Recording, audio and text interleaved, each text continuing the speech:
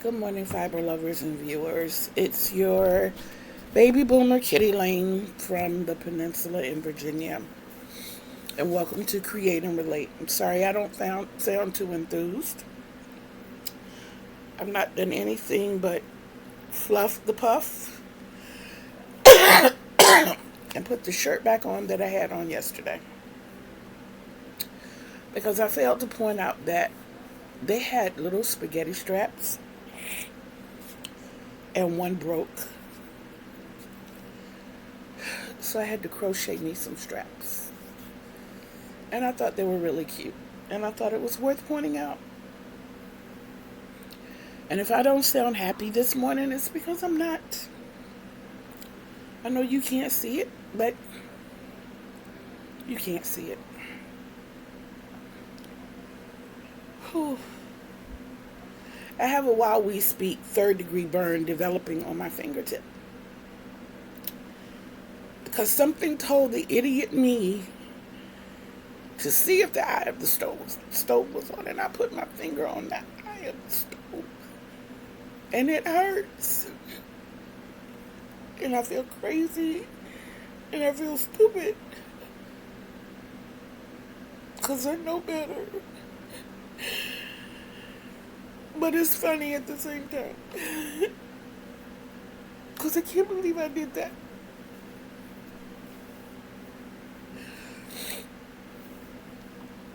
I think I'm so sentimental because I had not told anybody.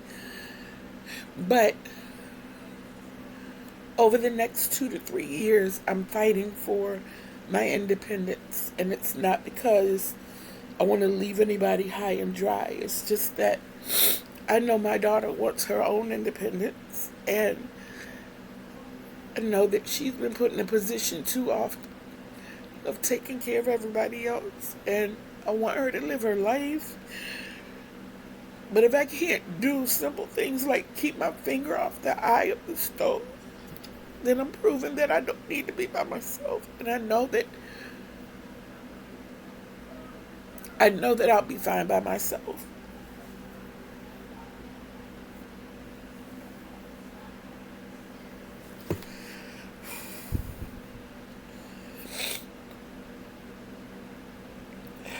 I'm just frustrated, y'all. It's been a lot of that going around the past few months, and I'm so sick and tired of being frustrated.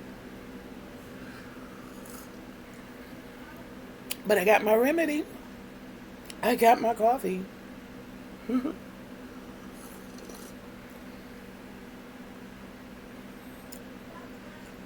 Oh boy.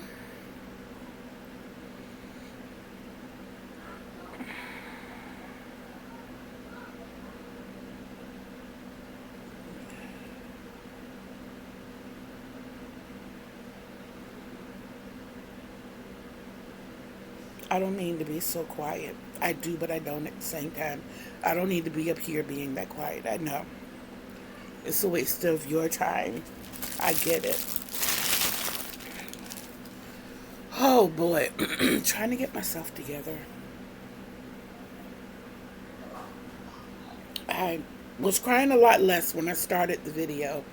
When I wanted to start the video, I was just all out boo-hoo bawling. And I kept telling myself, you got to get it together, girl. You got to get it together, girl. So when I thought I had it together, I started the video. That didn't quite have it together, and I'm sorry.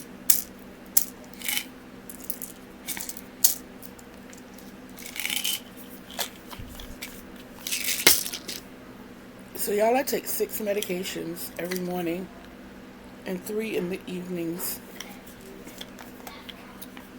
I take a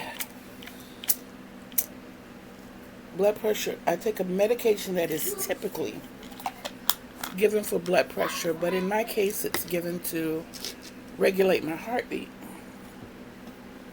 I take what I call my happy green pill, which is hydroxyzine, for my anxiety.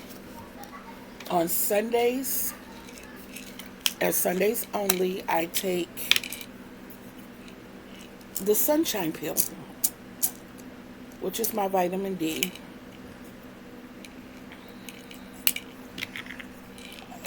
Yes, sir. May I have some drink, please? You can get water. You're welcome.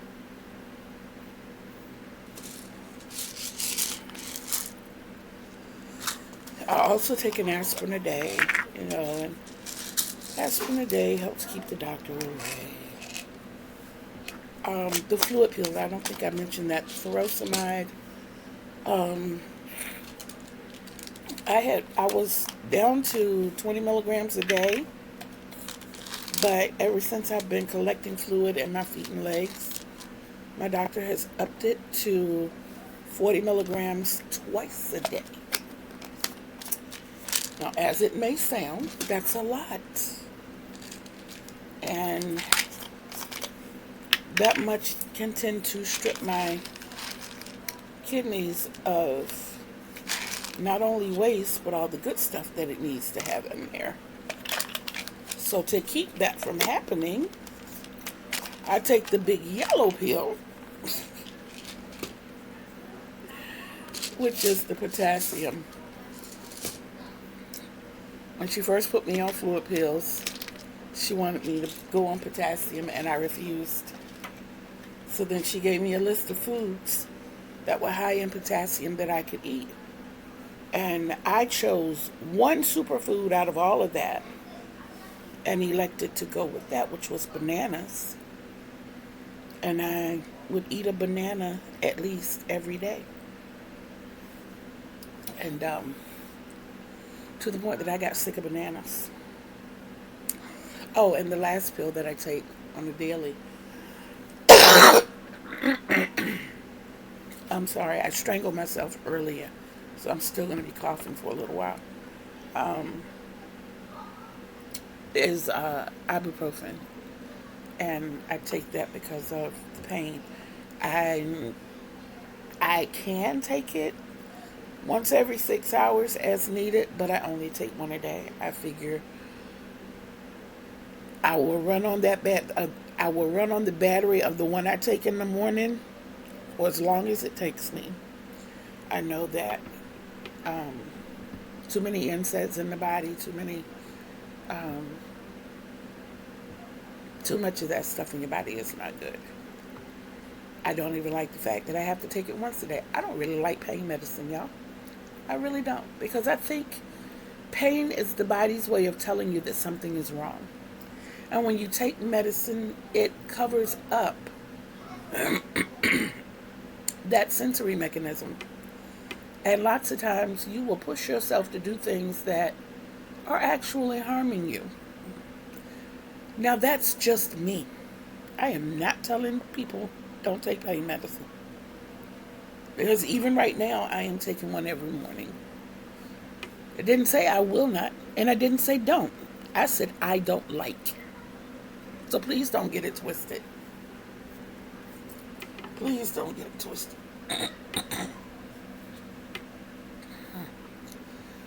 Go to my trusty bottle of water to take my meds.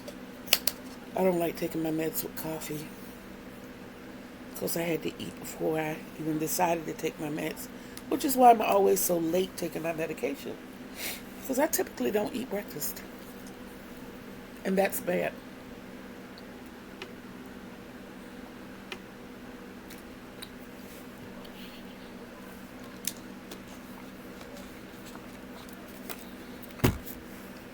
Oh, trusty water. Life-saving coffee.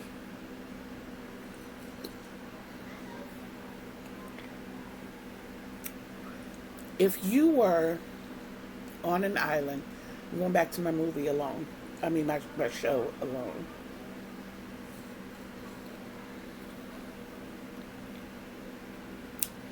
Let's say it's harsh land. It's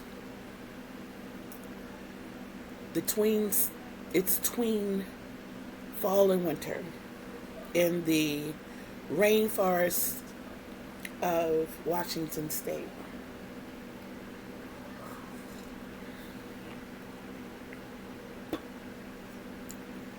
And you have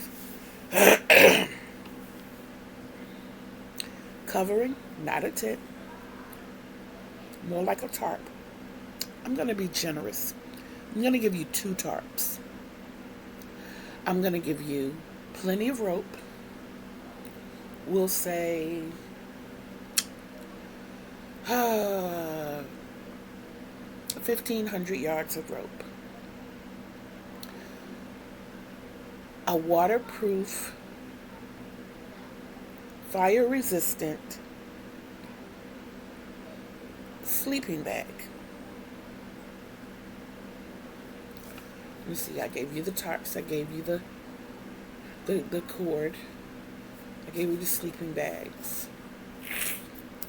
I give you a ferro stick so that you can light fires.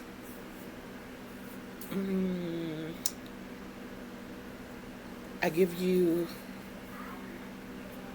your choice of 2 items that cut. So you can use a saw and no, because I'm going to give you a saw. I will give you a saw. But now you have an axe, a guitar, a scythe, a pocket knife, deluxe pocket knife, survival knife, butcher knife, steak knife, butter knife. So you have another cutting tool, not scissors. I'm not giving you scissors. 2 blades is enough. So now you have, and you get 2 of those. So you have your bed, you have your covering, you have your cord, you have your ferro stick, you have your saw, and you have 2 cutting devices. Personally, I'm picking an axe and a handheld knife, a comfortably handheld knife. That's what I'm picking.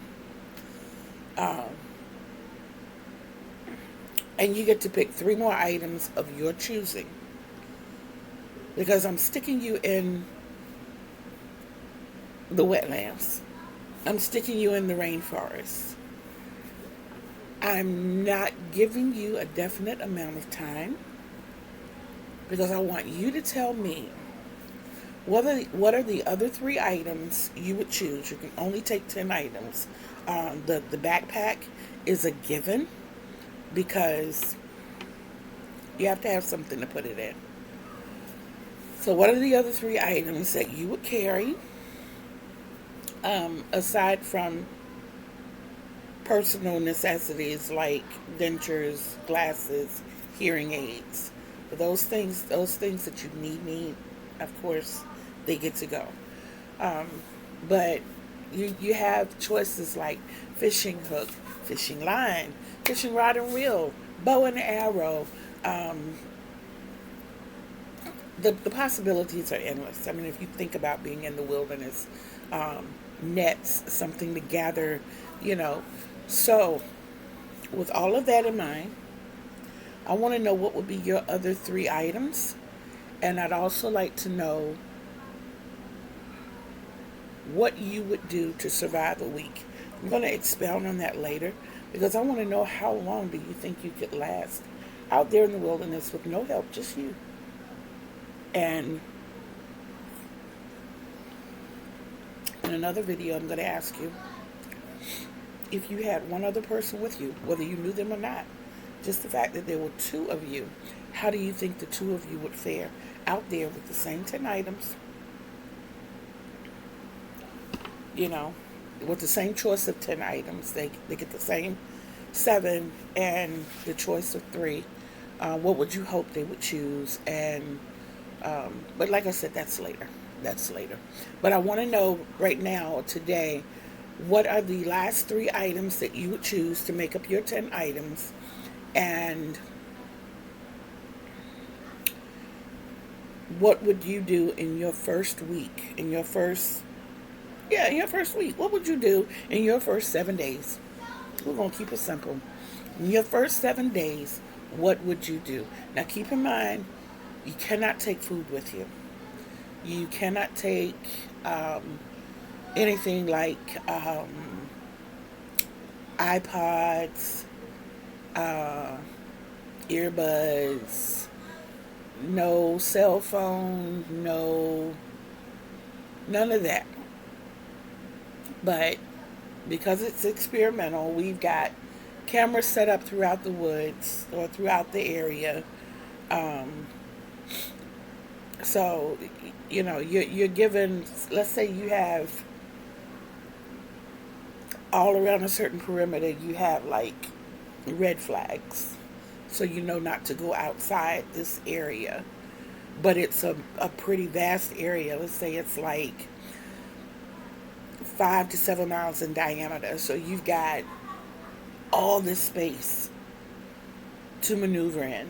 And this space includes everything you need for survival.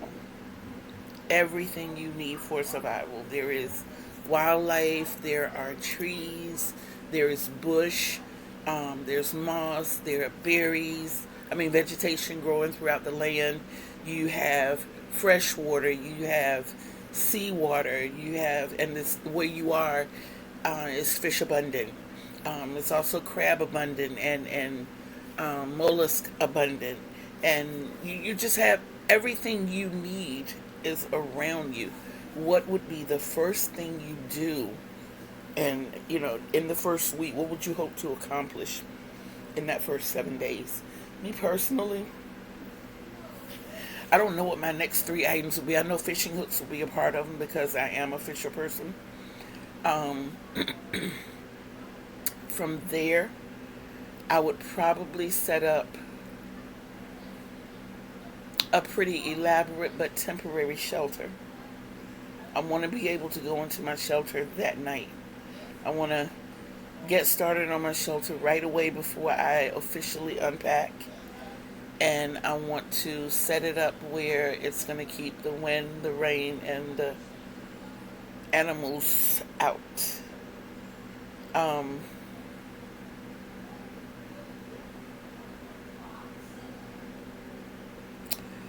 I would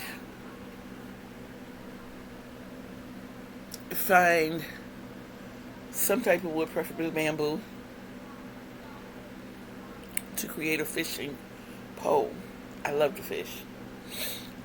Like I said, I would have fishing hooks. Um, I'd probably scout for something along the beach or the shoreline to use as a weight. Um, and then after I got my shelter done, I would fish. I would fish. That would probably complete day one, build my fire. I'm claiming myself successful. And try to get some sleep that night. The next morning, I would build an underground storage area for my fish and wildlife and vegetation and whatever, because I know leaving it out in the open, I'm leaving it out for animals. Not a big wildlife person. um, I have eaten bear, I have eaten venison, I have eaten rabbit and squirrel. I'm not necessarily keen on the taste of wild, but for survival's sake, I do what I had to do. I would not eat bear because I'm not taking the life of a bear. I'm not doing it. Um,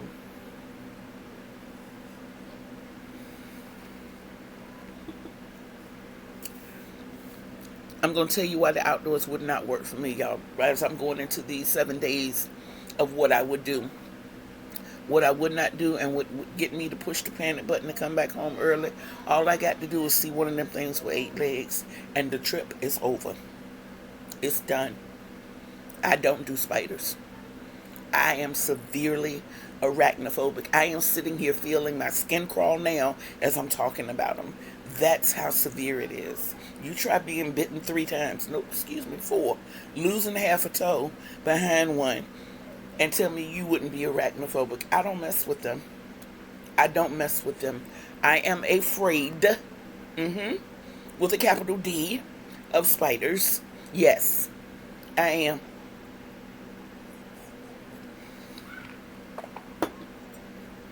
Tell you how bad it is. We all know I used to be a hotel clerk. I worked at a courtyard, you all. So you know that the desks there are kind of high, especially for a 5'4" person. Okay, so check the guest in, turned around to put everything in its appropriate place. Saw something move across the dark, laminated fake wood floor. Told myself, you didn't see that. I'm a busybody when I work, so I'm cleaning and I'm um, compressing files and filing things and making out breakfast vouchers for the next morning. I stay busy. Okay? Okay. So with that in mind, I resolved that I'm tripping. I also see spirits, so I told myself it was just a spirit because the hotel was full of them. Trust me. But I'm not even scared of them. No. And I go in the back and I sit down and I go back to making out my breakfast vouchers for the week. I always did it for the week. I come back up front. The same little spot is moving. Okay? About 30 seconds later, my boss, the hotel manager, and her boss, the owner, are walking in the front door. And the owner says to me, Kitty, why are you on the counter? I said, because that is on the floor. And that and myself cannot occupy the same space. We don't do that in Kittyville. We don't do that. So either somebody get that or Kitty goes home. Because I got my keys in my pocket. I said pocketbook, crocheting, everything. You can have that. I like Kitty. And I'm going home if you elect for that to stay. And he says to me, Kitty, don't be ridiculous. And Jen, my manager, taps him on the shoulder. And mind you, y'all, he's 5'1.5". The boss. She taps him on the shoulder and she says to him, Kitty is arachnophobic. It's not a joke. And he looks at me and he says, really?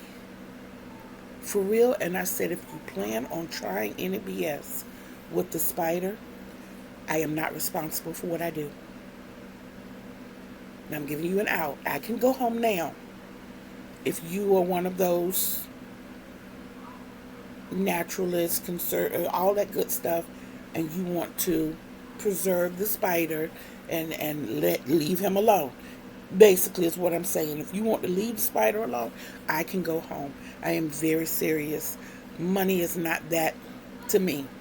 I like me. I love me. Me don't love that. So he says, I'm going to get it out. I'm not going to tease you with it. So he politely got it up on a piece of paper, kept his back to me. He kept himself between me and the arachnid, and he took it outside. And he came back inside and acted like he was conducting an effing interview, y'all. So tell me what it's like to be afraid of spiders. How do you feel? What happens inside your body? Look, shrimp.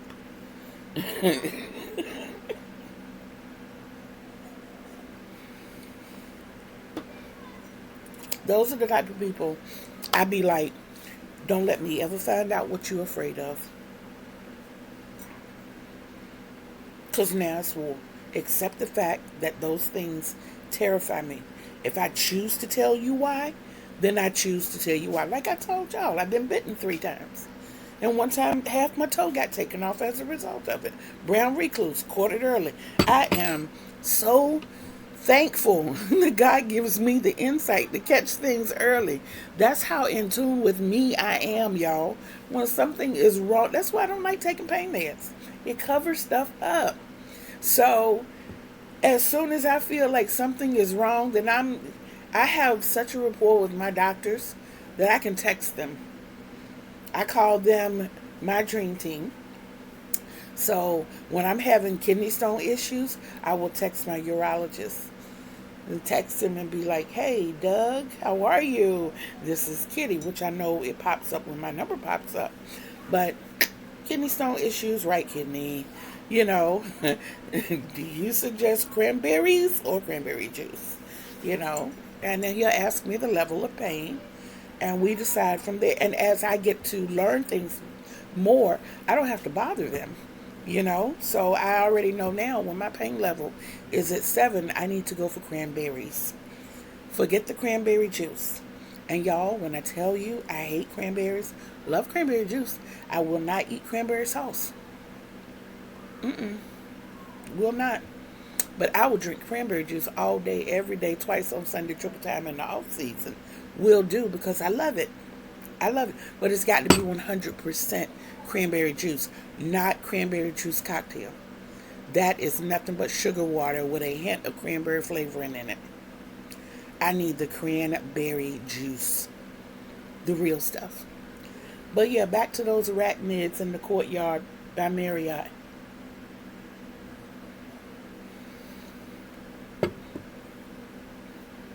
I don't do them, y'all. And don't. With a capital D on top. Whew. So when we moved into this apartment, love that segue, right? How we just completely got away from alone. But when we moved into this apartment, it was brand new. No previous tenants. We were the first. So we had a little issue with those eight-legged critters. Here we go again. I feel the hairs on my arms rising up. And I barely have hair on my arms and legs. But I feel it. I feel it. And I know y'all can't see it. My hair is so fine, y'all. It's so fine. The only time you can really see it clearly is when I'm outside in the sun. I don't have a lot of body hair. I don't.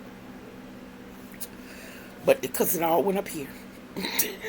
It all went up here. But at any rate, my first night here, which was December 30th of 2020, I got ready to get in the shower. Now, my room is considered the master bathroom. It's got the bathroom. It's a full bath. It's an accessible bathroom. So I have a walk-in shower. I don't have a tub. I have a walk-in shower. When I want to soak, I have to go in the other bathroom when I want to sit down and soak. And I have a handicap chair that folds down from the wall. So, and handicap bars in the shower, and yeah, it's and trust me, y'all, my bathroom is big enough. You can actually put a twin size bed in my bathroom. Twin size bed with a nightstand, a dresser. It is huge. If I put air mattress down in my bathroom, utilizing the shower as well, I can get two full size. Let me see. Full size. If I pull back from the toilet, I can get a queen size. Yeah, I could get I'll say 2 full size comfortably air mattresses in my bathroom and sleep 4 to 6 people. I could. If they ever needed to use my apartment for shelter, my walk-in closet, I can get a full size mattress in my walk-in closet. Yes, absolutely. So it is very, very, very spacious. It is tremendously spacious. And I love that. I feel claustrophobic because of the way I situated things in my room. I put my chair down here in this corner. So when I come in my room, I'm coming in the door and coming straight down a makeshift hallway because my bed is tall. I have to climb to get in my bed. And then I have the bookcases and the shelves over here. So I feel like I'm in a corner, which is why I need to get out. But I have to wait until I can get the strength and the energy to do it. I won't allow anybody else to do it for me. And I just have to wait until I get the strength and energy to do it myself.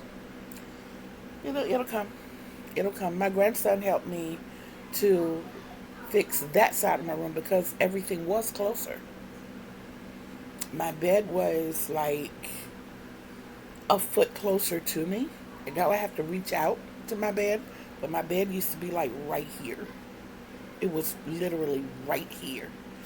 And I had a shelf behind my bed, a bookshelf behind my bed. So we moved the bookshelf down to the foot of the bed and turned it against the outside wall. So the back of the bookcase is against that wall.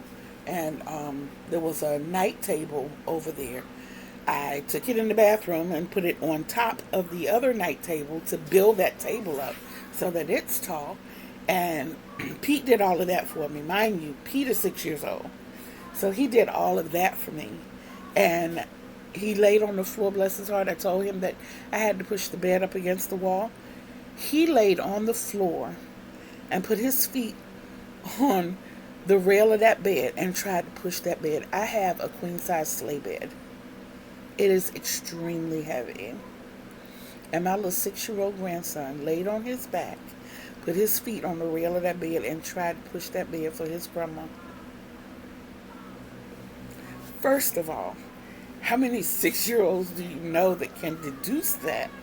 Secondly of all, for him to have that much love for his grandma, he knew he couldn't move that bed. He knew he couldn't, but he tried. My babies love me and I love my babies. All of them, my kids, my grandkids, those kids that attached themselves to me that I ended up raising. Y'all, I raised 35 kids. That's not a joke. That is not a joke. I birthed 4, lost 1 at birth. So I had 3 living children, and by the time they were in, I would say middle school is when the other kids started trickling in. I raised 32 others that weren't mine. Yes. Yes.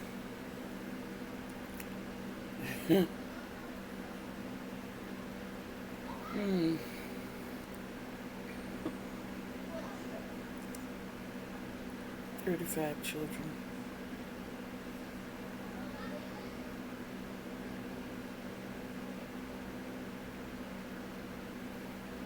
Wow. That's a lot of children, y'all. I started having some memories of the pallets that were made in the floors and the doubling and the tripling up in the beds and displacing at one point because there was more boys in the house than girls displacing my daughter and just having boys in the house. Okay, y'all, it's starting to blister up. And you know what really hurts about it?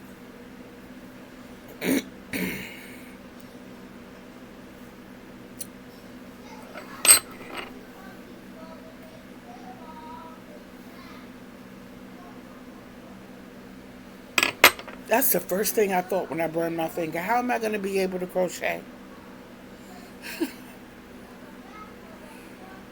Whew. But, to God be the glory. I have an exceptionally high tolerance for pain. So, is that thunder? No, that's got to be a car. But I have an exceptionally high tolerance for pain. I only have 3 cigarettes left. Ooh, we got to make it through this day, y'all. We have to do this together. Yeah, I have an exceptionally high tolerance for pain, so hopefully I can get a lot of crocheting done. We're going to say more than yesterday. That's all I have claimed since Super Stitch Sunday when I said I wanted to do 10,000 stitches. No, it didn't happen. But I just keep telling myself from that, more than yesterday, more than yesterday, more than yesterday. I forgot to check how many I've done so far today because I became severely discombobulated when I burned my finger. Y'all, I'm gonna tell you what happened. So, my daughter and I heat our creamer in a pot on the stove because once you put the cold creamer in the hot coffee, it takes some of the heat away. But I like hot coffee. I feel like as long as I allow it to sit, then it becomes iced coffee about halfway through if I don't heat the creamer. And I at least like it warm.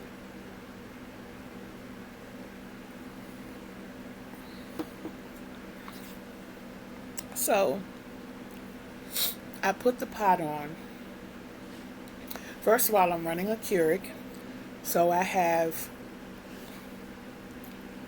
choices, amount choices: 4 ounces, 6 ounces, 8 ounces, 10 ounces. I think this is as high as it goes. So I always select 10 ounces of strong coffee. I have an original Keurig.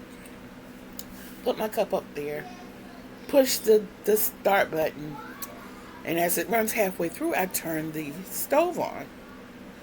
That way, by the time the 10 ounces runs through and I reset it for 4 additional ounces on the same pot, I tried the other part and it's like a tad too strong. So when I set it for the other 4 ounces, by the time that 4 ounces runs through and I pour the water back, I replenish the water in the back of the Keurig, then my creamer is done, setting it on the high setting. So after this time, when the first 10 ounces runs through, my eye is not red like usual. So I touch the stove above the control knob, that area between the eye and the control knob. I touched that area and it was cold. And with my fingertip, I touched the coil to see if it was hot.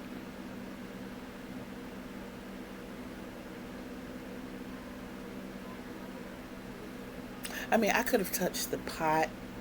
I could have dabbed the creamer or anything, not touch the coil. And y'all, I didn't just touch the coil. I laid my finger on the coil.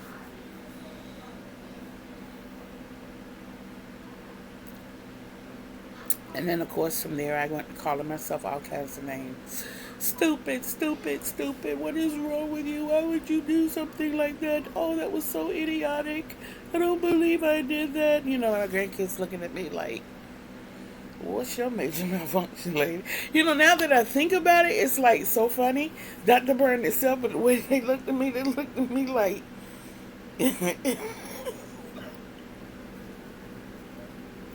you know, they gave me that ghetto, um, that intelligent ghetto look like, what is your major malfunction? Yeah, I can just see my granddaughter's neck moving and everything. Woo, Lord have mercy. Okay, so yeah, I have to laugh my way through some things because we're going to get to crocheting today, and I'm going to show y'all later on just how much our sister is doing with the crocheting. Ay, arriba, arriba, andale, andale, yay. Okay, let me stop. Yes, I did take 2 years of Spanish. I do believe that the United States of America is going to be bilingual, whether they want to be or not, and a lot of the immigrants that we have here are of Spanish speaking origin, and I personally don't have a problem with it. I don't. I don't. We all got to live somewhere. You know what I'm saying? And if I had the opportunity to go to another country that was peaceful and did not treat me the way I am treated here in America, I would go too. If they would accept me, I would go. I would. I mean, if I had the, babe, let me tell y'all something. If I had the means, meaning a car and a nice bank account, so the next part is had the funds, had the opportunity and the strength, I would not be in the state of Virginia. A lot of people love it here. I come from North Carolina. I do. People are so much friendlier. They speak when they see you, when you walk into their establishments. They make you feel welcome. There, you hear about the South, this, the South, that. Florida is a place I would not live. I wouldn't. I mean, they look at you like you're stupid. They run over you in stores like you're invisible. So yeah, Florida's not a place I could live. But here in Hampton, even if I had to take, even if I had to move in stages, that's why I said a bank account that would afford it. Because my first move would probably be to Suffolk, way out in the country, way off the road. I mean, I would build like a little community back there for me and my kids. I would want my kids close. I would definitely want my kids close, but I want everybody to have their own so we'll have privacy. You see what I'm saying? I want my own. I want my own space. I want to be able to walk into my living room in my birthday suit if I want to, sit around and crochet. And that is so relaxing. But when you have grandchildren, and one of them happens to be a male, then as a female, it is inappropriate to walk around your house in your birthday suit. It's the same way when I had my son. I just could not do it. I don't want to wreck this young man for life. But at any rate, I would not be in the state of Virginia. I do not.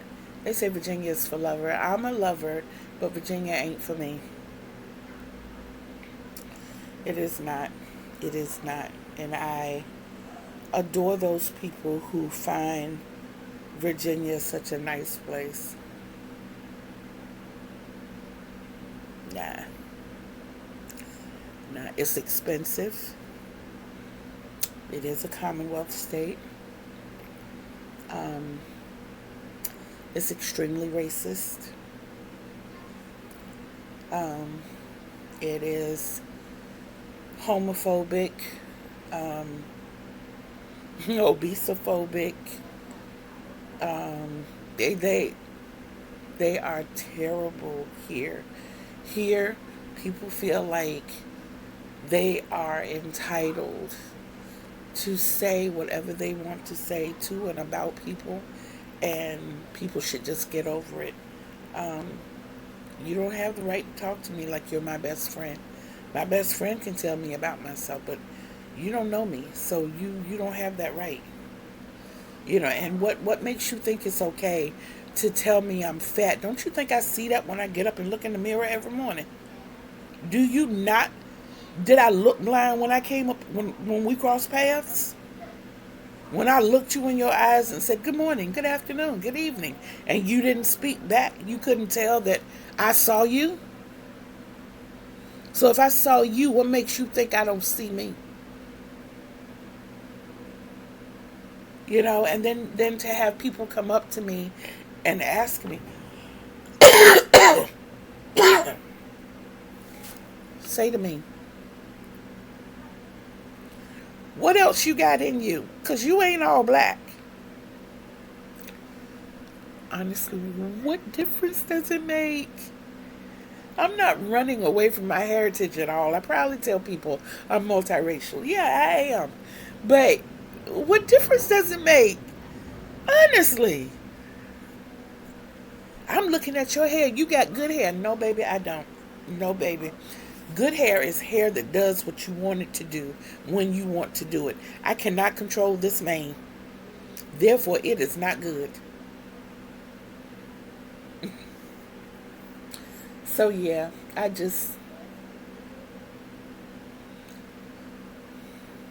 don't like Virginia. I have even given it the excuse that it's a transient area. Basically because of it being such a military. I live close to the coast in Virginia. I live in an area called Hampton Roads. We have Hampton Roads is split up into two sections. You have South Side, you have the Peninsula. South Side is a little more northern. It's a little more northeast. No. Okay, if you look at a map of Virginia, that outer edge where you have a piece of Virginia that comes down, it looks like it's separating itself from the rest of the state. It looks almost like the tail of Florida. That part that sticks down is called the peninsula. That consists of two cities, which is Hampton and Norfolk. That's where I live now. The area right above it, which was northeast, you have Suffolk, Chesapeake, Portsmouth, Norfolk, and Virginia Beach. It's hard to list them in order because Chesapeake does like this. So Chesapeake kind of touches all of the other four cities. And of course, parts of it branch off. So, like if you're going down Military Highway touches four of those five cities. It touches Suffolk, Chesapeake, Norfolk, Virginia Beach, but it does not touch Portsmouth. Portsmouth is the smallest of those five cities. After that, I believe is it's either Norfolk or Virginia Beach. Between Norfolk and Virginia Beach is 2 and 3, and then Chesapeake, and then Suffolk. Suffolk is the largest city in the state of Virginia. A lot of it is farmland, even with all the building that they've done. It consists of like Suffolk and Holland. It's just like over here where you have like, I call them subdivisions. Like when I lived in Portsmouth, we had subdivisions and we had neighborhoods. There's a certain area, like you have Parkview, but Parkview was too big to really be a neighborhood. You know, downtown, you had Waterview, and I forgot the name of one of those areas. It was a really, really expensive high class area, like really literally right on the water, and the houses back there was a gated community, but it was absolutely beautiful. But I forget the name of it, but those were considered neighborhoods. But that whole area, like where I live now, they called where I came from a they called it a neighborhood, but this neighborhood was built in what's the word 7 phases. I lived in phase 2. Okay. On one side of Greenwood Drive was phase 1 of Cavalier Manor. I lived in phase 2. And then came phase 3, which was on the other side of Cavalier Boulevard. And then they came to this side of Cavalier Boulevard, which was phase 4. And then they went further back into Cavalier Manor, which was phase 5. Phase 7 ultimately was the Portsmouth portion of Crystal Lake. Crystal Lake is where the millionaires and multimillionaires live. Like the very first house that was built in Crystal Lake was the home of the doctor husband and the lawyer wife. And the Porsches and Lamborghinis, and they had a Rolls Royce. I think they had like 7 cars between the two of them. They had no children. They didn't even adopt children. So I don't, but that's what these places were. I lived most of my life in Portsmouth, so I had become acclimated to Portsmouth. People knew me when they saw me. They knew me as the friendly cashier. You walk into my establishment, I'm speaking as soon as you walk in the door. I want you to feel at home, because ultimately each customer, each client, each patient that comes into the establishment where I work, you are my breakfast, my kids' snack for school, one of my kids' uniforms for a day, laundry for this week. You know, I will break it down. I will break down the money that you spend as to how you're contributing to my household. I am happy to have you here. I want you to come back again and again and again and again. Absolutely. So that's how I treat my guests. Like, I want you to come back. I want you to stay. Yes, remember me. I love it when we can hobnob and, that there was one lady that used to come into the hotel, and every time she came, she wore her crocheting. And we would sit in that lobby. This was when I was working overnight. We would sit in that lobby and crochet for like 2 or 3 hours. We did. That was our thing. That's why I would love to have like a little crochet community. And we, sometimes we were working on the same thing. She came twice a week every week. But sometimes we were working on the same thing. Sometimes we would be working on something different. Sometimes, and we understood each other. We both have OCD. So there were times that we could hold a conversation, but other times we just needed the company. We understood that, and it made it so beautiful between the two of us. The first time she came, she gave me a bulky yarn. That's how I got this hook right here. This M. She gave me a bulky yarn. I had not worked with bulky yarn before that. And she says, I'm not going to do anything with it. I told myself I was going to get back into crocheting. And I talked to her and I told her, I said, you should. It's relaxing. I don't know why I'm saying this to you, but there's a lot of stress going on in your life right now. That is not your stress. And you need to pull away from it. That's how advice comes to me.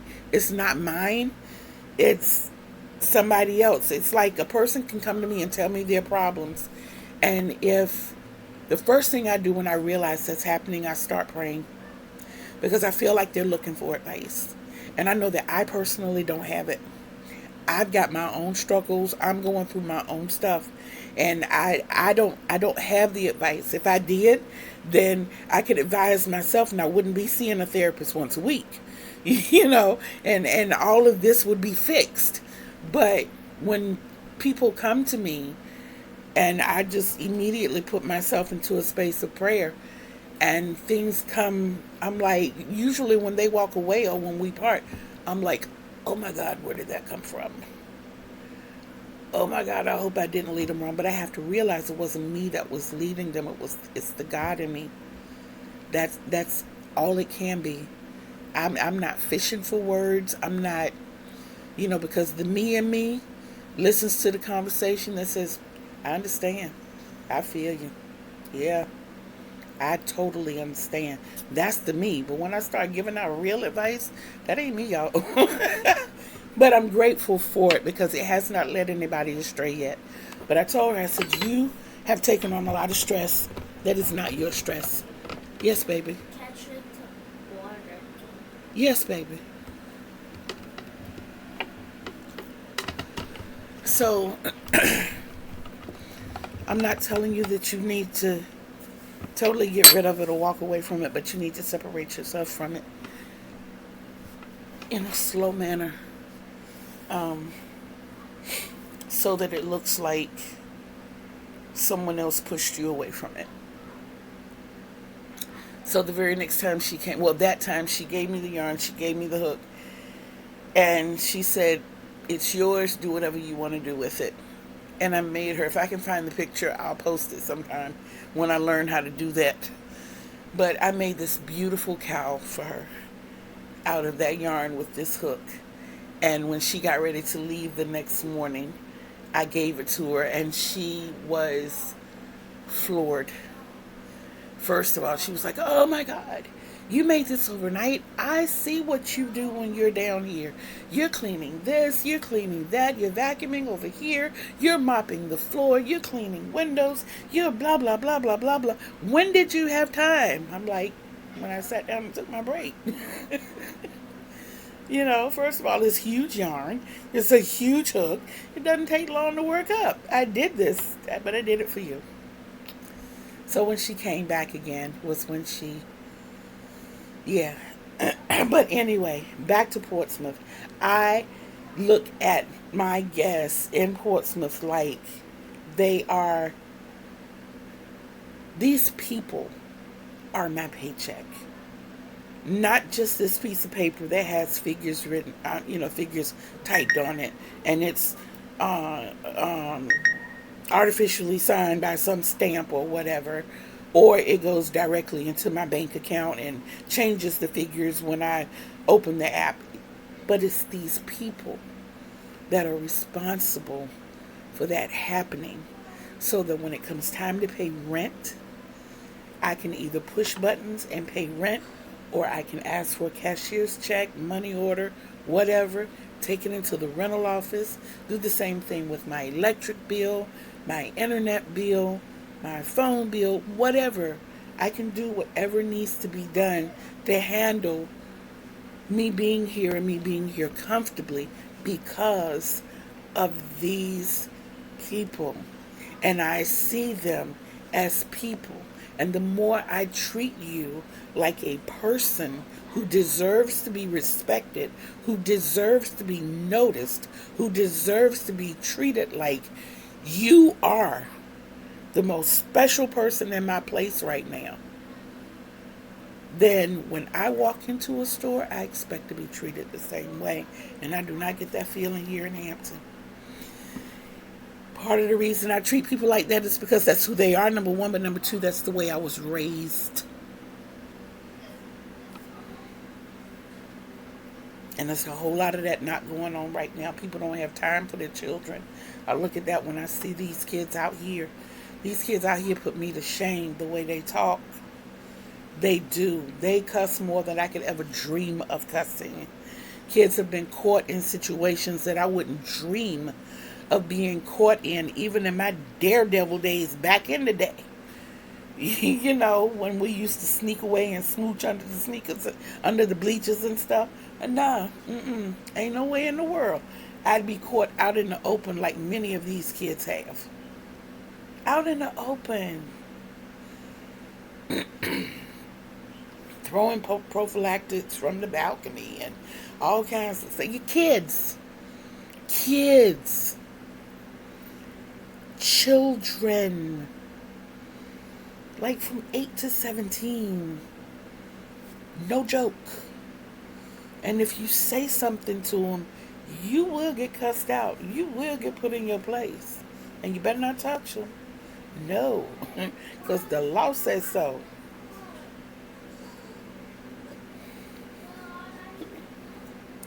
So the fact that I'm up here telling you how my two argue all day, every day, I will do that all day, every day, as opposed to dealing with what's going on out there. I'm serious, and I feel like it's so unfair to them to keep them inside, which is one reason I have to get a car. Because me and my babies go places. We go to the beach. We go to playgrounds. We go to pet stores. We go places. We do things. We have, like, there's an air station down the street. It's called Hampton Air something. But they have a display of rockets and planes, basically military flyers. And it's right down the street. Every time I ride my scooter to the doctor, I go past it. As a matter of fact, I cut through the parking lot to get there. But I take them to places like that. They have a playground right outside of it, and we sit out there and we swing, and they slide down the sliding board. We have Bluebird Farm. They have a cow. They have a few sheep. They have goats. They have peacocks that just walk around. They have 5 peacocks. The one that favors me is named Charlie. Every time I go over there, Charlie finds me. And Charlie nudges me. And Charlie will not let me be. Charlie finds me every time I go over there. And I think it's so cool. I actually love it. I love it. It makes me feel special. And they have a big playground over there, and let the kids go and burn that energy there. But we go places, we do things. We go down to the beach, and collect seashells, and I tell them they can only get the itty bitty ones, because when Crabs get bigger and they lose their shells, they go to bigger shells. So we can only take the itty bitty ones so that we'll leave homes for the crabs. And, you know, my granddaughter is autistic, but she loves rocks. You know, like I said, rainbows, mermaids, unicorns, princes, and rocks. She loves it. And it's so beautiful because her auntie was the same way. And that's beautiful because her mama, me, was the same way. Absolutely love rocks. It was just something about rocks, the way they're shaped, the way they feel. It's just it's a beautiful thing. And like I said, I'd take my kids and I'd teach them about being one with nature and not, just because a fly is in your face. Like I will sit outside and I will shoo wasps. It only becomes a dire situation when they don't understand and accept the shooing. I elected before I came outside to wash down really good and take all the smell good away because I don't want you hanging around me. So when I'm shoo, and that's what I do. I don't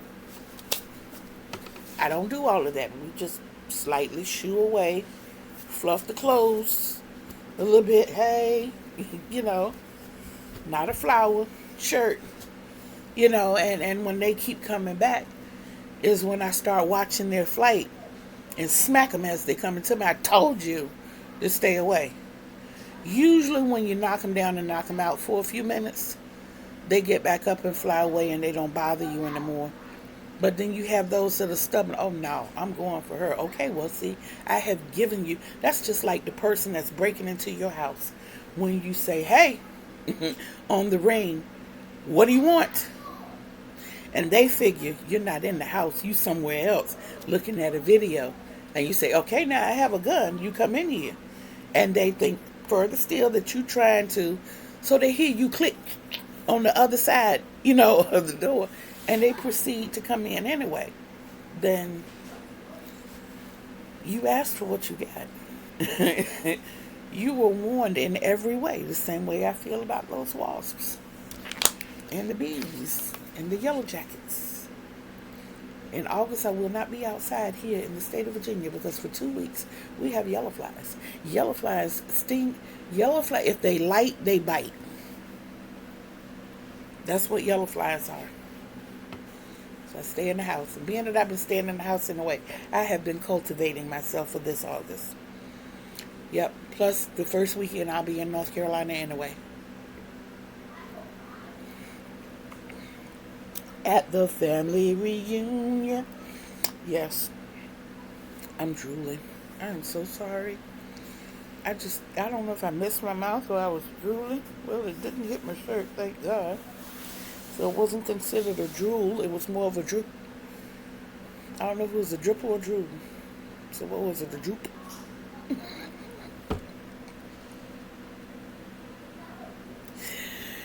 Okay, y'all, it's time for me to go. I have talked over an hour. I have not shown any crocheting. I have shown you hooks. But yes, we're going to get some stuff done today. I am definitely, one of the shawls is going to be completed, either the bluish green one or the gold one. One of those two is going to be completed today. And I'm at least going to start on a bag for one of the then 5 shawls. 1, 2, 3, 4, 5 shawls that will be complete. Y'all, I am so excited. It is not yet, it's close to, but not yet the end of June. And I'm looking at half the shawls being done. And I'm excited. I'm proud of myself. So I'm going to get to work. Like I say all the time, when you walk past the mirror or whatever that reflective surface is and you see yourself, you make sure you tell yourself, self, I love you. And know deep within your core of everything that I love you too. All right, good people. We'll talk soon.